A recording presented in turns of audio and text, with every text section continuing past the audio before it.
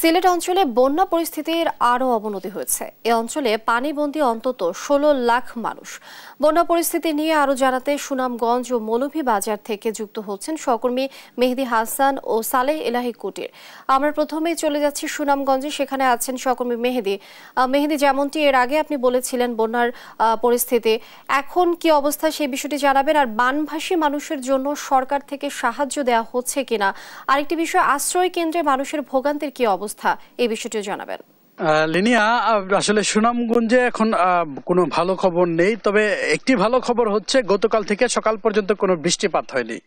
চেরাপুঞ্জিতেও বৃষ্টিপাত হয়নি, সুনামগঞ্জেও বৃষ্টিপাত হয়নি, যার কারণে সুনামগঞ্জে সুরমা নদীর পানি প্রায় ২০ সেন্টিমিটার কমে বর্তমানে বিপদসীমার ২৭ সেন্টিমিটার উপর দিয়ে প্রবাহিত হচ্ছে।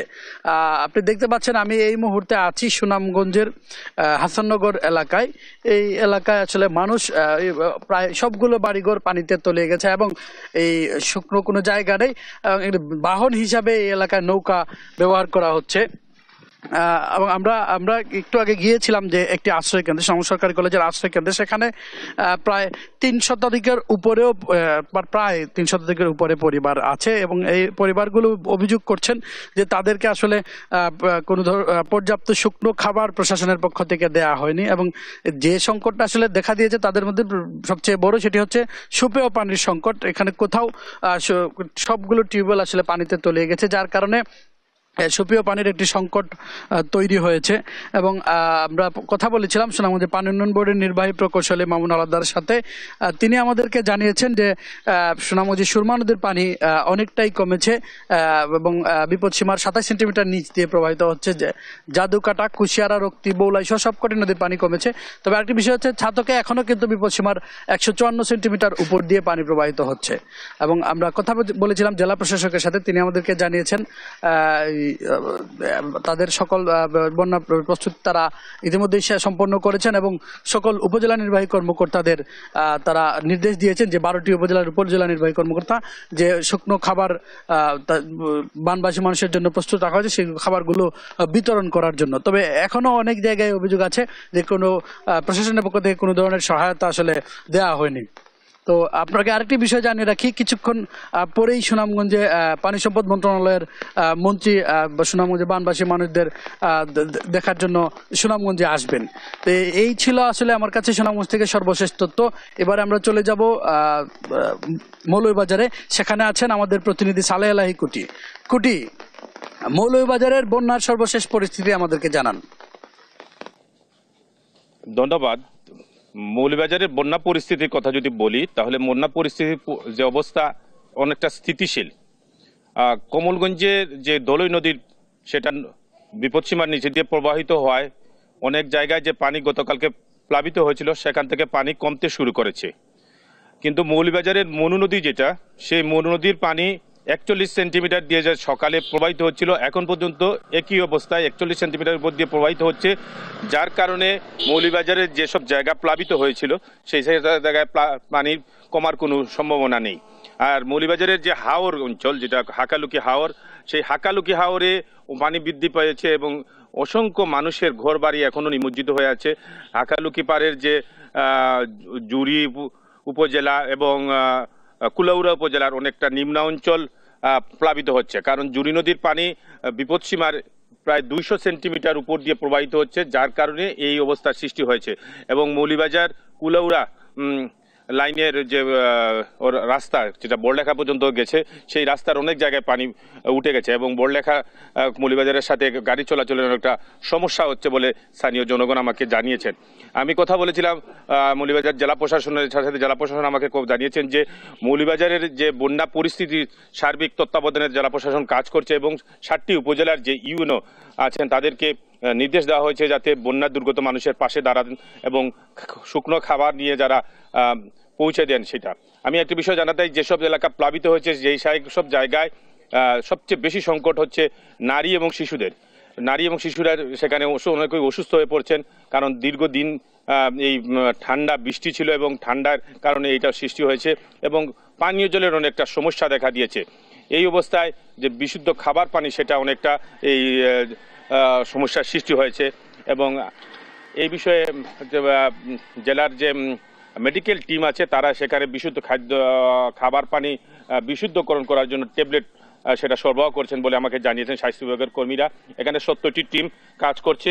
অর্থাৎ বলা যায় যে মৌলভীবাজারের বন্যা পরিস্থিতি অনেকটা স্থিতিশীল, কিন্তু যদি উজানে অর্থাৎ ভারতের আসাম এবং ত্রিপুরায় যদি বৃষ্টি হয় তাহলে বন্যার অবস্থা অবনতি হতে পারে বলে পানি উন্নয়ন অধিদপ্তর আমাকে বিষয়টি জানিয়েছিলেন। এই ছিল আমার কাছে বন্যার সর্বশেষ তথ্য। হবিগঞ্জে প্লাবিত হয়েছে নির্মাঞ্চল, এ নিয়ে আরো জানাতে সরাসরি যুক্ত হচ্ছেন সহকর্মী আমির হামজা। আমির আছেন আমাদের সঙ্গে। আমির, পরিস্থিতি তো খারাপ হচ্ছে, আমরা দেখতে পাচ্ছি প্লাবিত হয়েছে নির্মাঞ্চলও, মানুষের কষ্ট নিশ্চয়ই আরো বেড়েছে, এ বিষয়ে বিস্তারিত জানাবেন।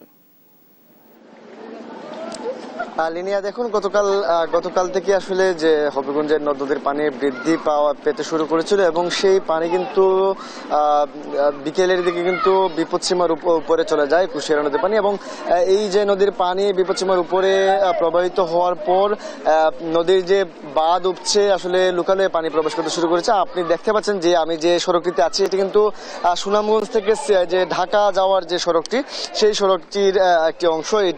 এদিকে কিন্তু যাতায়াত করে সুনামগঞ্জের গাড়িগুলো। আসলে এই সড়কে কিন্তু প্রায় হাঁটুর উপরে পানি, এবং এই এলাকার যে আশপাশের যারা বাসিন্দা আছেন তাদের অনেকের বাড়িতে কিন্তু আসলে কোমর পানি, আবার কারো বাড়িতে কিন্তু বুক পানি রয়েছে, একটু বুক পানি কিন্তু রয়েছে। আসলে এই যে পানিগুলো আছে, এই যে পানিবন্দী মানুষ তারা কিন্তু চরম ভোগান্তিতে পড়েছেন, এবং তাদের যে একটি অবস্থা যেটি আসলে অনেকে কিন্তু এখন আশ্রয় কেন্দ্রে যাচ্ছেন, অনেকে কিন্তু আবার আশ্রয় কেন্দ্র থেকে আশ্রয় কেন্দ্রে গিয়ে অবস্থান নিচ্ছেন। তো আসলে সব মিলিয়ে বলা যায় এই যে বন্যা পরিস্থিতি সৃষ্টি হয়েছে, এই বন্যা পরিস্থিতিতে প্রায় নবীগঞ্জ উপজেলার প্রায় 30,000-এর বেশি মানুষ কিন্তু ইতিমধ্যে পানিবন্দী হয়ে পড়েছেন। এবং আমাদের জেলা প্রশাসনের পক্ষ থেকে জানানো হয়েছে যে জেলা প্রশাসনের পক্ষ থেকে নবীগঞ্জ উপজেলাতে 88টি আশ্রয় কেন্দ্র খোলা হয়েছে।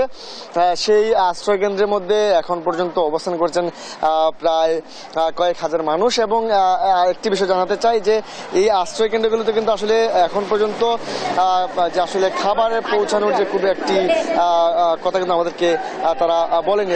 যারা এখন পর্যন্ত আশ্রয় কেন্দ্রে অবস্থান করছেন তাদেরকে তারা বলছেন যে এখন পর্যন্ত গতকাল অনেকে দিনে এসেছেন, আবার অনেকে রাতে আশ্রয় কেন্দ্রে এসেছেন, তারা কিন্তু এখন পর্যন্ত আসলে খুব একটি খাবার দাবারের যে সুবিধা সেটি কিন্তু পাননি। আসলে তারা বলছিলেন যে আমরা কথা বলেছিলাম উপজেলা প্রশাসনের সাথে, বলার চেষ্টা করেছিলাম, তবে উপজেলা প্রশাসনের যে ইউএনও তাকে আমি বারবার ফোন দেওয়ার পরে তিনি আসলে কোনো রেসপন্স না করে কিন্তু আমরা আসলে তাদের খাবার দাবারের পৌঁছানোর যে বিষয়টি সেটি কিন্তু আমরা এখনো আসলে সঠিকভাবে বলা যাচ্ছে না যে তারা কখন খাবার পৌঁছাবেন। তারা যারা এখন পর্যন্ত আশ্রয় কেন্দ্রে আছেন তারা কিন্তু অনেকেই উপোস রয়েছেন, আবার অনেকেই কেউ তাদের বাড়িঘরের থেকে যে গ্যাসের সিলিন্ডার বা গ্যাসের সিলিন্ডারের পাশাপাশি চুলো নিয়ে গেছেন, তারা কিন্তু আসলে অনেকেই নিজ উদ্যোগে রান্না করে খেতে পেরেছেন। তবে আসলে এটি কিন্তু সবার ক্ষেত্রে নয়, এটি খুব অল্প সংখ্যক পরিবারের মানুষজনের এই অবস্থাটি। আসলে আপনি দেখতে পাচ্ছেন এই যে পুরো সড়ক দিয়ে কিন্তু প্রবল বেগে পানি এখন পর্যন্ত প্রবাহিত হচ্ছে, এবং এই পানি প্রবাহিত হওয়ার ফলে কিন্তু আসলে যে আশঙ্কা করা হচ্ছে যে আরো যে বন্যা পরিস্থিতি অবনতি হতে পারে। এবং সেই যেহেতু নদ নদীর পানি বৃদ্ধি পাচ্ছে সেহেতু আসলে বলা যায় যে এখন যে যদি উজান থেকে যে নেমে আসা পাহাড়ি ঢল, সেই পাহাড়ি ঢল না কমে তাহলে কিন্তু আসলে বন্যা পরিস্থিতি খুব সহসাই স্বাভাবিক হবে সেটা কিন্তু বলা যায় না। তো এই ছিল আমার কাছে নবীগঞ্জ উপজেলা থেকে বন্যা পরিস্থিতির সবশেষ। লিনিয়া। আমির, ধন্যবাদ আপনাকে। দর্শক, হবিগঞ্জে প্লাবিত হয়েছে নির্মাঞ্চল, এই বিষয়ে বিস্তারিত জানছিলাম সহকর্মী আমিরের কাছ থেকে।